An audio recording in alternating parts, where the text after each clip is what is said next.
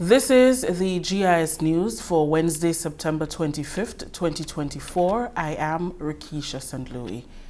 In the headlines, Prime Minister appeals to the international community for a shift in the structure of climate finance. We'll have details to this story and more after the break.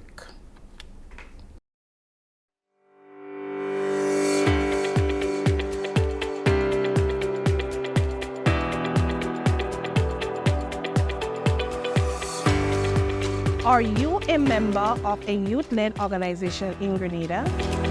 Are you ready to take your community, youth, or sports organization to the next level? Then this video is for you. Community-based organizations are the backbone of our communities and parishes. They nurture our future leaders, preserve the heritage of Grenada, and enrich our social fabric. Sadly, there has been a significant decrease in the number of community youth-led and other organizations in our communities. Additionally, the existing organizations often face several challenges that hinder them from achieving their goals. That is why the Division of Youth has designed two-day workshops designed exclusively for executive members of community youth-led organizations or other youth leaders in Grenada. These workshops will focus on building the capacity of organizations by enhancing their leadership skills, planning and execution, mobilization, financial management, and monitoring and evaluation. But wait, there's more. The Ministry of Youth is excited to introduce the Community Grant Fund, a fantastic opportunity for organizations to access additional resources to help with their community development initiative. The workshops will take place on October 12th and 13th at the Grenada Youth and Cultural Center, St. George, and November 9th and 10th at the St. Martin Retreat Center, Mount St. Evans, St. Andrew. For more information, please visit our Facebook page at the Ministry of Youth and Sports and follow us on Instagram at MOYGND473. Youth leaders, community groups, take this opportunity. Don't miss out on it. See you there.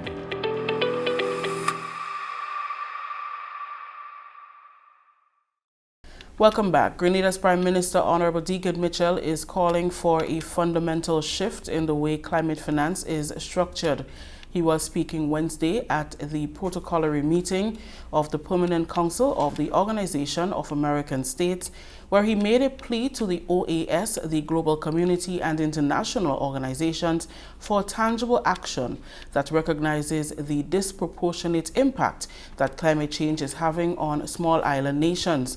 Prime Minister Mitchell pointed out that while doing little to contribute to climate change, small island states are still disproportionately affected by its consequences. We have heard the promises of climate funding,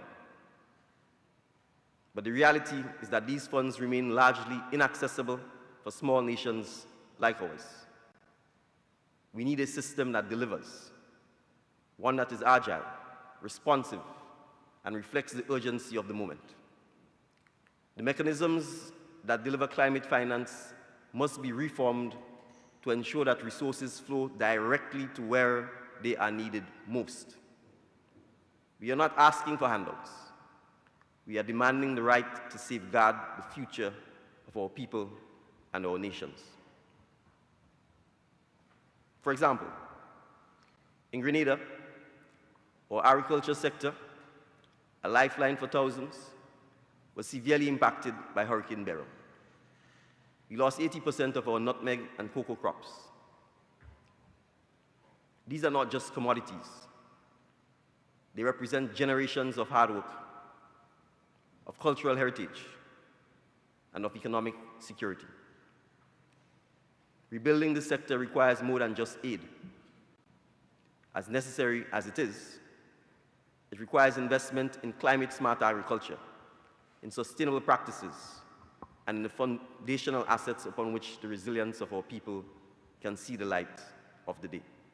He also pointed out that even as we receive help, there is need to ensure that the progress small island states receive are not hindered. it is time to explore new mechanisms. For example, as a resulting in debt for climate swaps, and to ensure that our economies are not crippled by the very debt we take on to recover from the disasters and adverse climate change weather events. Grenada's debt burden, taken as an example, is a reflection of the vicious cycle in which too many developing countries find themselves, constantly rebuilding after disasters, compelled to contract new debts to do so, only to be left more vulnerable than before. This has to change, and the OAS has a crucial role to play in championing these necessary reforms. Minister for Finance Honorable Dennis Cornwall says even as his government prioritizes rebuilding in the aftermath of Hurricane Beryl, it must remain cognizant of its commitment to placing people at the heart of sustainable transformation, create a vibrant and resilient economy, and ensure environmental sustainability. Addressing the 2025 budget retreat on Tuesday, he said these will transform the local economy and build prosperity for all. By investing in our people, we are laying the groundwork for a fair and more prosperous Grenada. Each program and initiative funded should be designed to enhance the quality of life of our citizens and address critical social needs with compassion and efficacy. We should continue our efforts to diversify our economy. Our strategy for 2025 should be focused on fostering a dynamic and competitive economy while ensuring that our infrastructure can withstand the challenge posed by climate change and extreme weather events. We must continue to support capital projects that not only derive economic growth, but also fortify our resilience against future disruptions. Recent events have demonstrated that the urgent need to build infrastructure that is both sustainable and adaptable. Health Minister Honorable Philip Telesford says his government is considering the practicality of hiring healthcare workers from other countries to boost the country's health system if we continue to suffer from brain drain in the sector. He made the statement while speaking on Wednesday morning with host Gordon Joseph during the GBN's Good Morning Grenada radio program. I have 2 MOUs in draft to friendly governments, and hopefully within a reasonable time we would be able to have other professionals from other countries join us.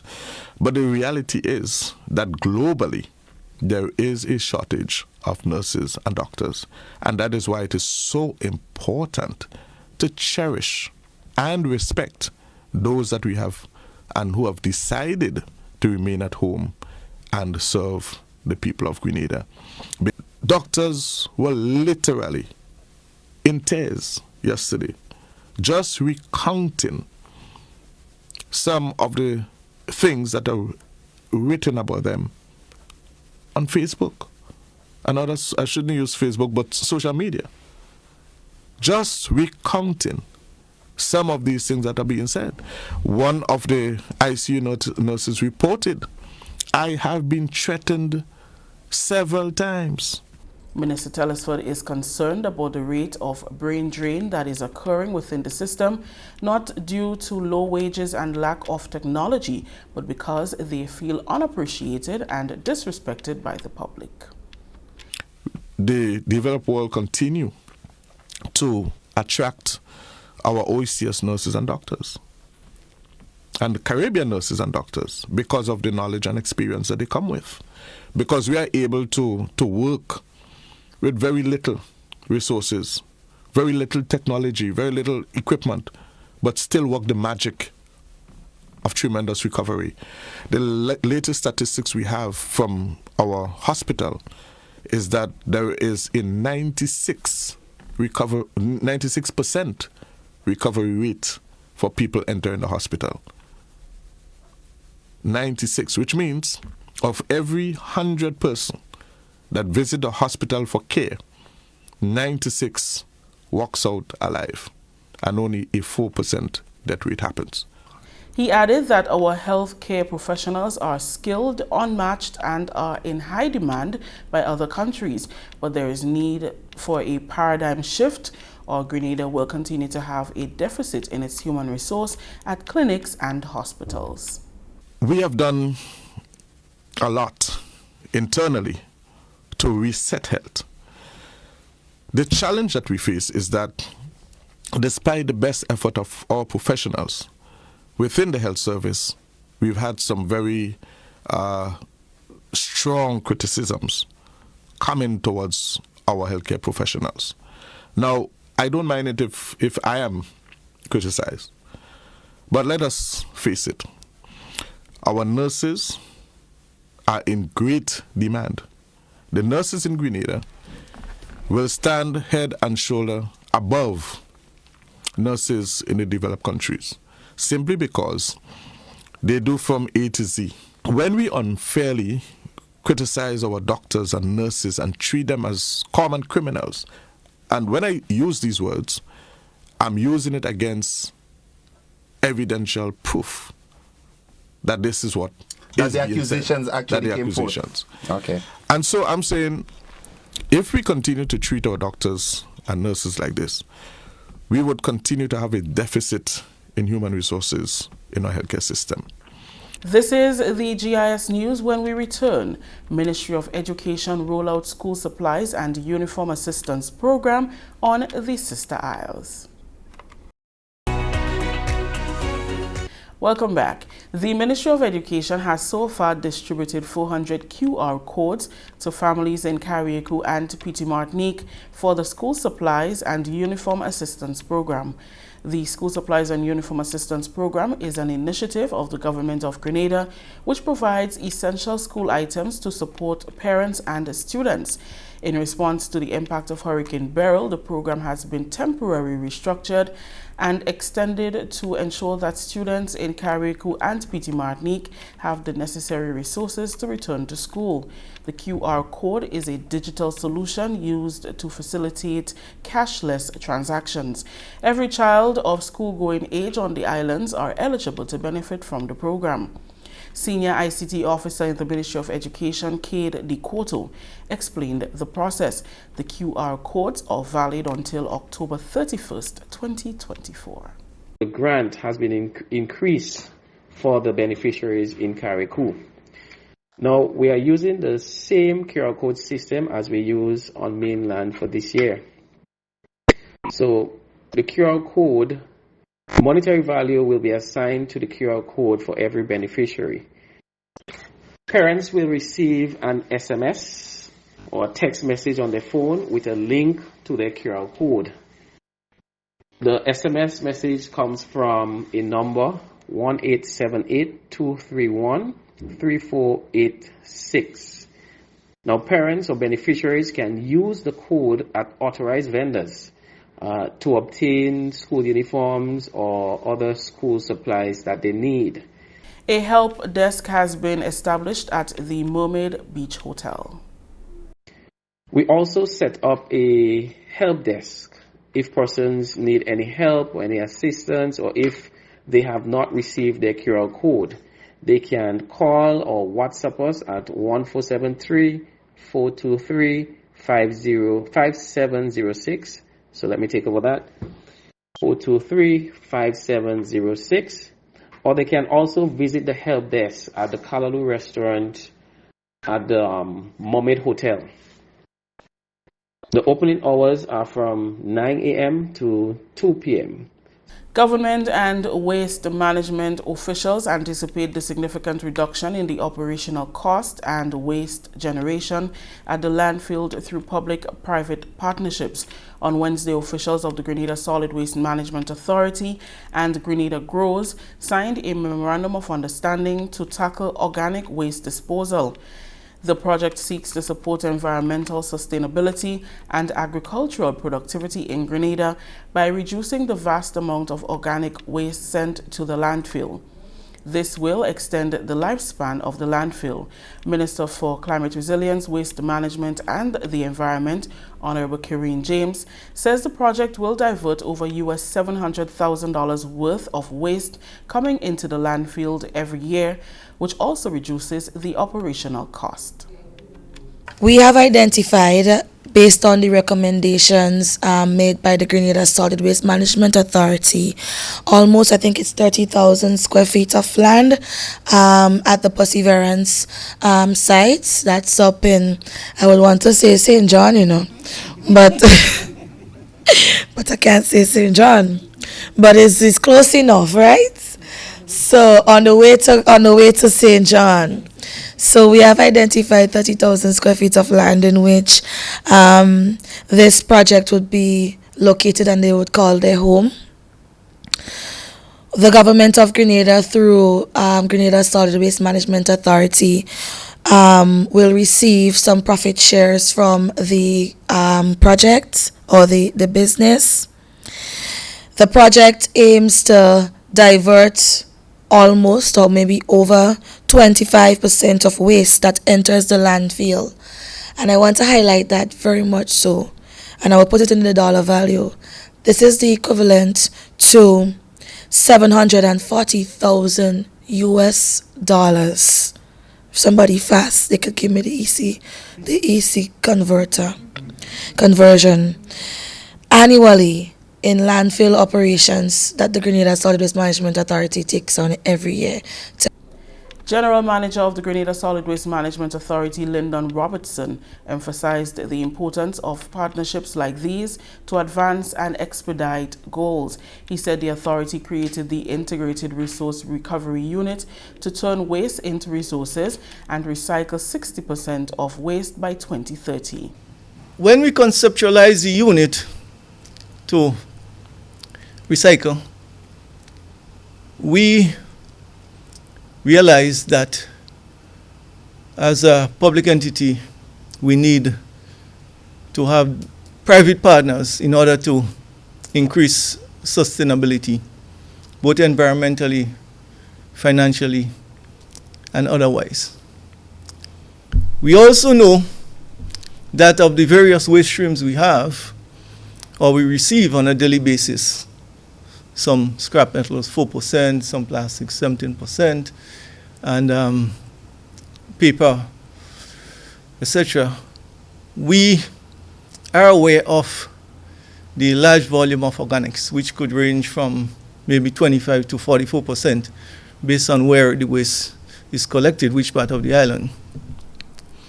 So if we are able to convert, let's say 30% of the waste we receive into a resource, that would contribute to sustainable agriculture and good practices.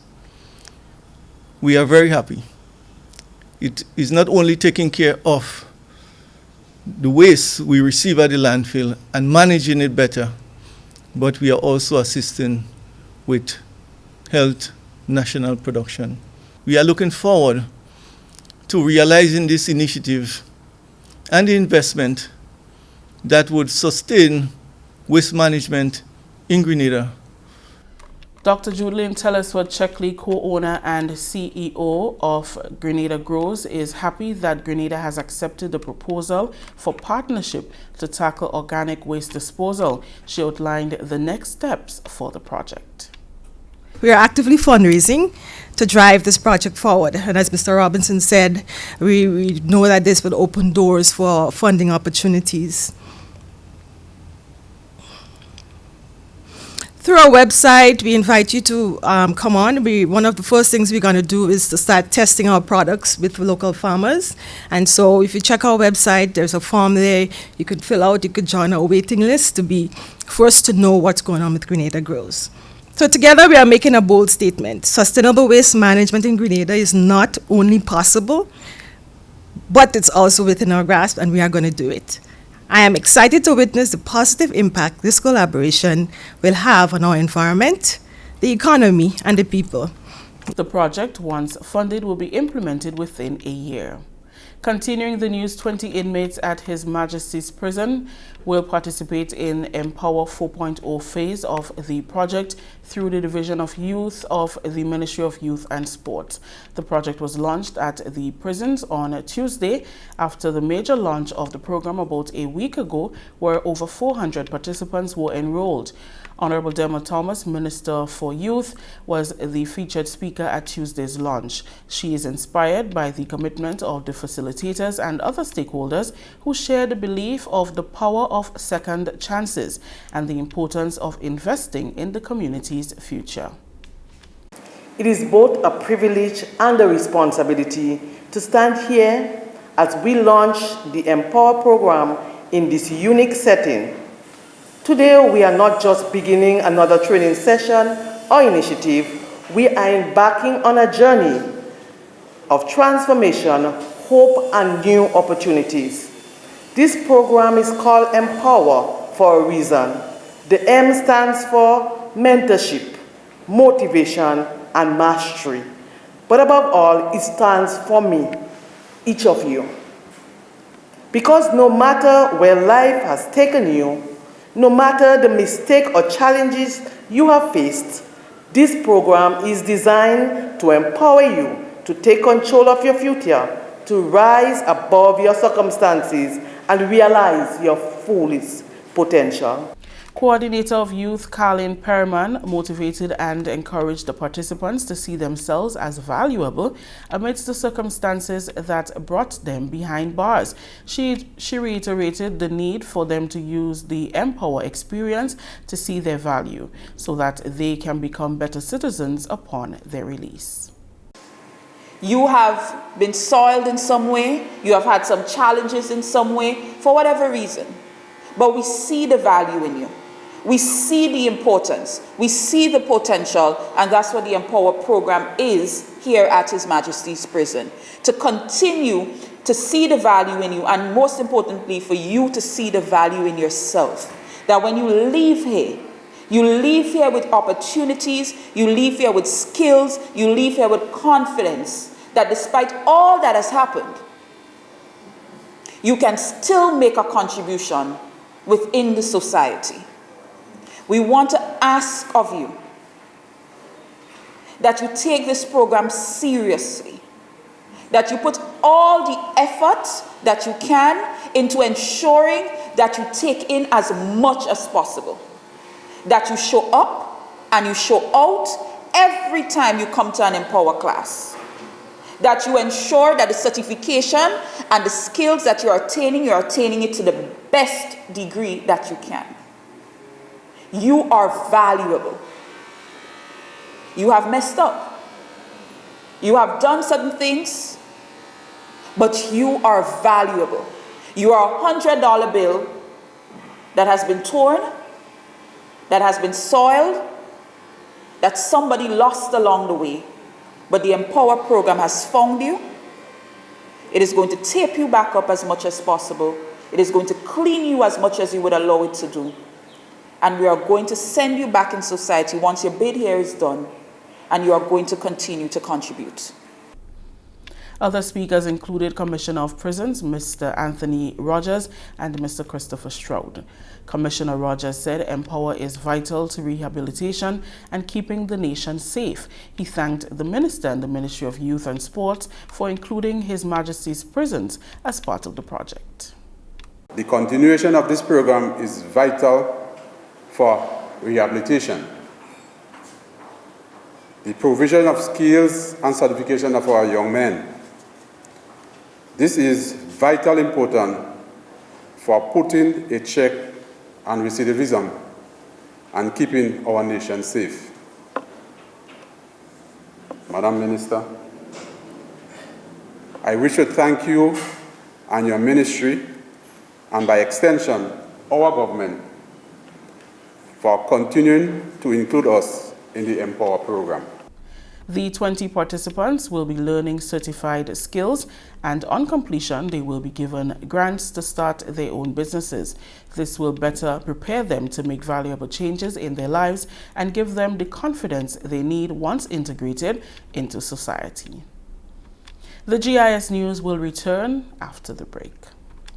The Ministry of Youth and Sports wrapped up its parish-level youth parliament sessions in May and June 2024, where passionate young leaders from across Grenada boldly voiced their concerns and offered insightful recommendations on pressing issues, from capital punishment and education reform to firearm amnesty. These 2024 youth parliamentarians demonstrated sharp research, eloquent delivery, and a readiness to lead. They embodied the vibrant future of Grenada, stepping confidently into the roles of tomorrow's decision makers. The Division of Youth is getting ready for the second phase of the National Youth Parliament Program 2024, the National Youth Elections. Here are your candidates who will be campaigning to become National Youth Parliamentarians. St. Andrew Southeast, Amanda Japal George and Kevon George. St. Andrew Southwest, Zadie Barry and Cameron Sensier. St. Andrew Northeast, Emerson Calist and Kerrian Marast. St. Andrew Northwest, Derricka Samuel and Joshua Andel. St. Patrick East, Asha McEwen Sylvester, Shanida Shade. St. Patrick West, Zinzi Noel and Sean Williams. St. Mark, Kiel Cyrus, Akim Phillip and Tiwana Scott. St. John, Sashona McVean and Elon James. St. David, Antonia Kutain and Tarek Miller. St. George Northeast, Kwesi Pope and Akim Williams. St. George Northwest, Jamal Mitchell and Angela Bowen. St. George South, Giovanna Mark and Jonathan Mitchell. St. George Southeast, Symphony Lord and Vanik Lewis. And the Tongue of St. George, Ray Maya Griffith and Melissa Julian. The National Youth Parliamentarians will be enrolled into the program for 2 years, in which they will be engaged in continuous leadership training. They will participate in regular national youth parliamentary debates. They will receive mentorship and will have access to the Division of Youth and Sports Community Support Grant Fund to assist with their various community initiatives. Young people, the countdown is on for your voices to be heard as to who you will want represent your constituency in the National Youth Parliament. Mark the date, December 5th. To vote, you must meet the following criteria. Must be between the ages of 16 to 35. Must be a Grenadian national and must submit a copy of a valid identification card or document. Registration ends November 22nd. For more information, please contact the Ministry of Youth and Sports on 440-6917 or email ascoy@youth.gov.gd.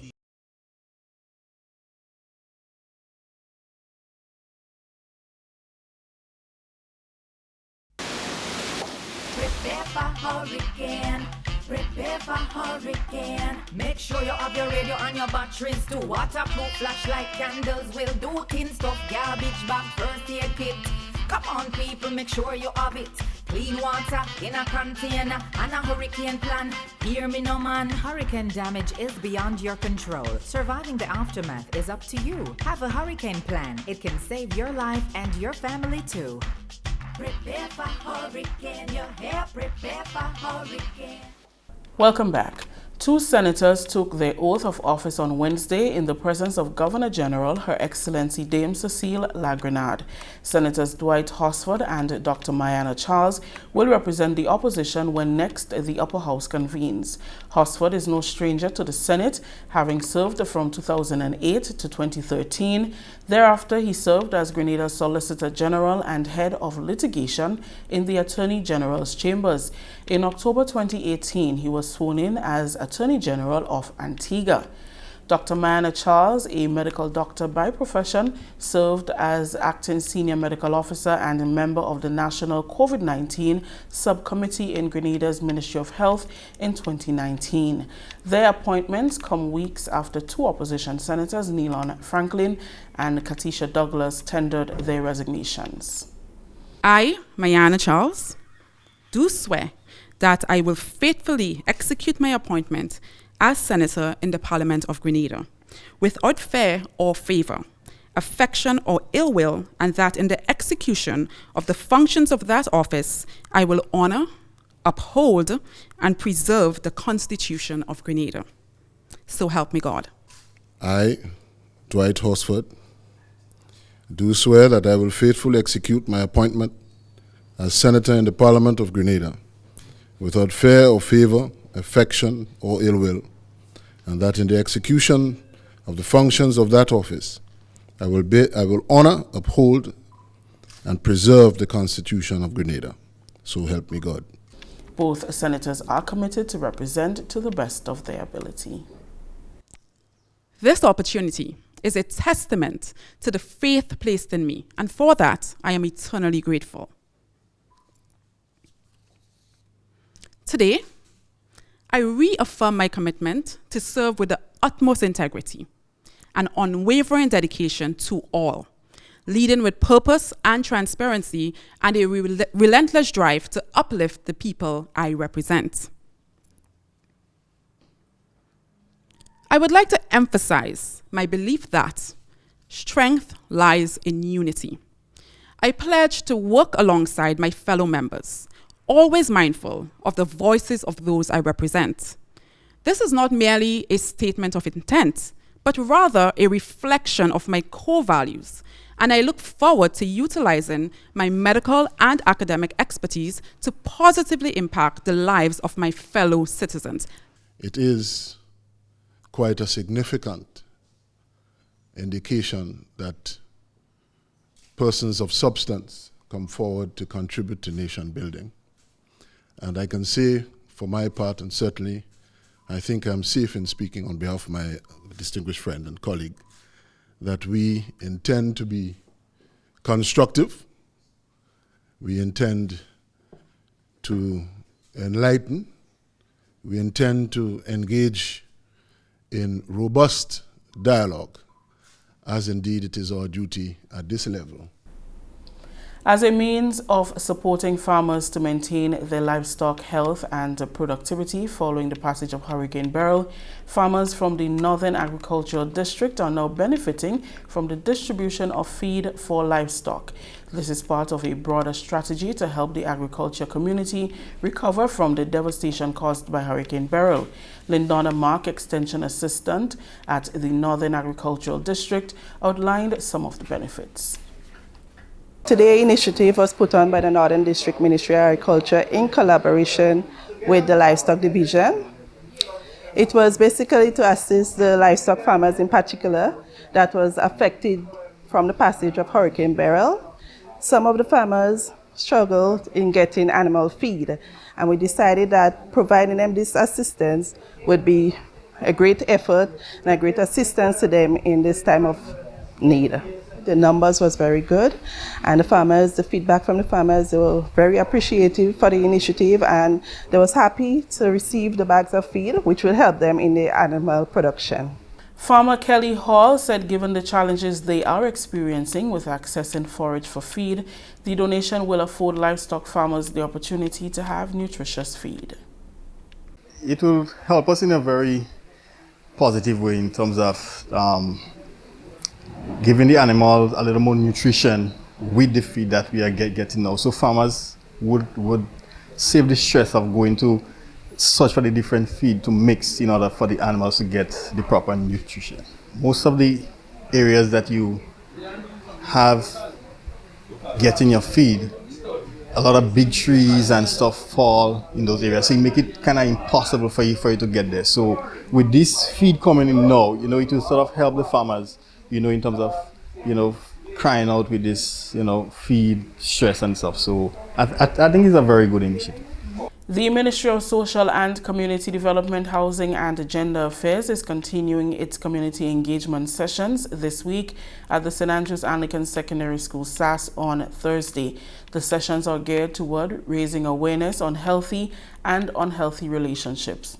The Special Victims Unit and the Gender-Based Violence Unit will facilitate Thursday's session on sexpectation, which focuses on sex and relationship and how to identify when a relationship is healthy and unhealthy, and legal insights, which highlights how someone in an abusive relationship can obtain a protection order, laws governing gender-based violence, among others. Public Relations Officer within the ministry, Petra Louison, tells us more. So we'll be having a community engagement session doing 2 topics, expectations and GBV and legal insights. And that will be starting at 5 p.m. in the evening and goes up to 7:30 in the evening. The topics will be discussed by someone from the Special Victims Unit and also Miss Gill, who will be doing the sexpectation and gender-based violence, sexual and reproductive health, and rights advocate. So we are just here to encourage you to come out, be a part of the session, listen, ask questions, engage in the sessions as to how, what, why, and when. So make it your duty to be there tomorrow at SAS Secondary School to engage in those sessions and to... That story just ended the GI's news for Wednesday, September 25th. When we return, sports highlights with Leslie and Johnson.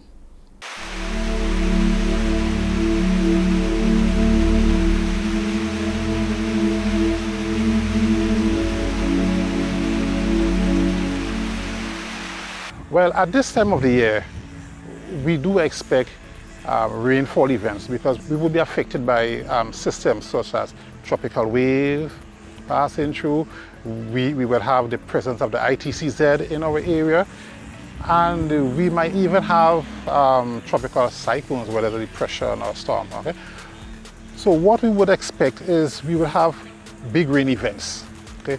No matter how dry or wet the season is, we are going to have big rain events. So therefore it is important for every household to have some bit of water stored, because these big rain events normally put us pressure on the water system. For example, we have landslides that may take away pipes. We may have heavy rainfall that would block the dams and so forth, and so your regular supply will be interrupted. So it is so important for every household to have the recommended 3 days storage of potable water in the household for such eventualities.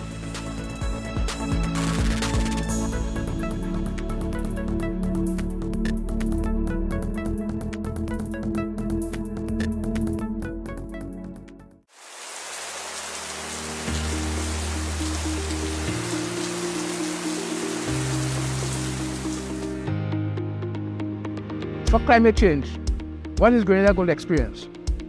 Going to experience water shortage. It's going to experience, particularly after storm hurricanes, the water system is going to break down, and you will need water in between. Rainwater harvesting could help. So rainwater harvesting is not only about getting water for drinking or for use. It is also about minimizing flooding and flood control.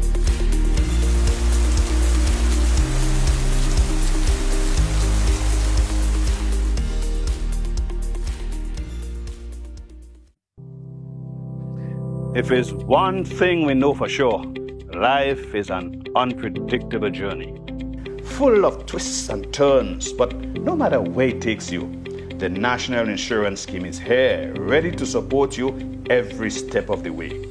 Sickness benefits ensures that you can focus on recovery, not financial stress. Maternity allowance and grant provides essential support to start your beautiful journey of parenthood. The unemployment benefits act as a safety net, giving you peace of mind during challenging times. Employment injuries can be daunting, but NIS provides comprehensive coverage, including injury benefit, medical expenses, disablement, and death benefits. At NIS, your well-being is priority. Now you can face challenges confidently, knowing that support is just a claim away. Contact us today to find out more about the range of benefits, or visit our website at www.nisgrenada.org. Minister for Sports, the Honourable Delma Thomas, says the Grenada Chess Federation will be given a home at the National Cricket Stadium upon completion of infrastructural work that is currently underway. She was addressing a welcome home party on Tuesday for Grenada's chess team that returned from the Chess Olympiad in Budapest, Hungary. Her comment was in direct response to a statement by team manager Carriacou Jr.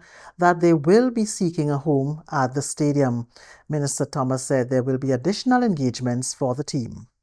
Committed to providing some additional incentives that we will speak about after. We are planning some other sporting functions where we can bring not only you, but we also have the Para-Olympians who have not received any assistance from us after they return. So we will have additional engagement where we'll be able to give assistance to you and help to promote the sport of chess. We look forward to seeing the game of chess at the schools where we can help to develop critical thinking skills. We are committed as a government to sports and the development of our young people. And so we'll continue to work along with all our young people in the different sporting disciplines across Grenada. So be aware that as chess, football, cricket and all that will provide more support even at the grassroots level. Grenada's star player, 17-year-old Renelle Gilbert, was accorded the prestigious title of FIDE Master, the third highest title in the game of chess, ranking behind International Master and Grand Master and above Candidate Master. FIDE Master is one of the 4 major official titles bestowed on chess players by the International Chess Federation. Gilbert said his experience in Budapest was nothing short of amazing. I came into the Olympiad with just the thought of just doing my absolute best because I knew that was enough. And look, now I have a FIDE title, FIDE Master. That was the last thing on my mind. Okay? And we went against a lot of strong opposition. I actually played the strongest player from all the countries we faced because there's from board 1 to board 4 and I'm on board 1. And usually every country would put their strongest player on board 1. So I played against the strongest and won 75%, you know? So it was good. And yeah, I would like to thank the Grenada Chess Federation, specifically the delegation team, you know, President Mr. August Ferguson, Vice President Mr. Carriacou Jr., because without them and a lot of support from the sponsors, IMA for example, this would have never been possible, you know? So I think that they deserve a little recognition for that. It was Grenada's first time at the Chess Olympiad. Manager Carriacou Jr. said they are proud of all the members who enjoyed some form of victory, while Mr. Gilbert is now a FIDE Master. He says they also want to host rated tournaments and send players to rated tournaments in other countries to help build on their experience. We have upcoming tournaments, Aruba in October. We're hoping to send 4 persons, all in the youth division, 18 and under, 12 and under, 10 and under. And it's rated games. And from our experience there, that was part of our inexperience. Lack of tournament play, rated tournament play. And so we said it wouldn't happen again. And so we'd be looking to send teams in the region and hosting our own tournaments here, rated tournaments here, as often as possible.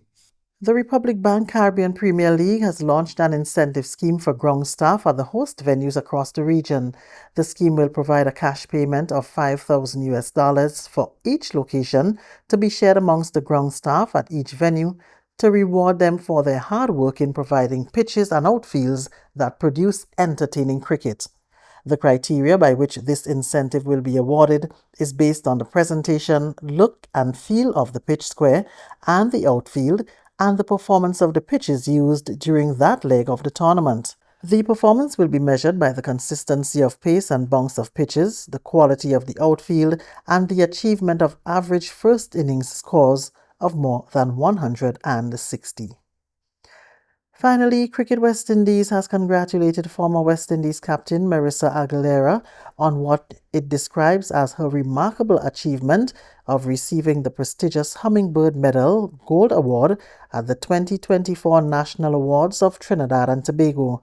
The awards ceremony took place on Tuesday, September 24th in Port of Spain. According to a report on WindiesCricket.com, CWI President Dr. Kishore Shalu congratulated the former captain on behalf of the organization. Despite her retirement in 2019, Marissa Aguilera remains an inspiring figure for aspiring cricketers, particularly women. Her journey and achievements highlight the growth of women's cricket and the impact of dedicated athletes in challenging traditional norms. Marissa played in over 100 one-day internationals and captained the West Indies women from 2009 to 2015. That's the GIS Evening Sports. I'm Leslie Ann Johnson. Thank you, Ms. Johnson. Let's recap the top story. Prime Minister appeals to the international community for a shift in the structure of climate finance. On behalf of the entire news and production team, I am Rakisha St. Louis saying thank you for joining us.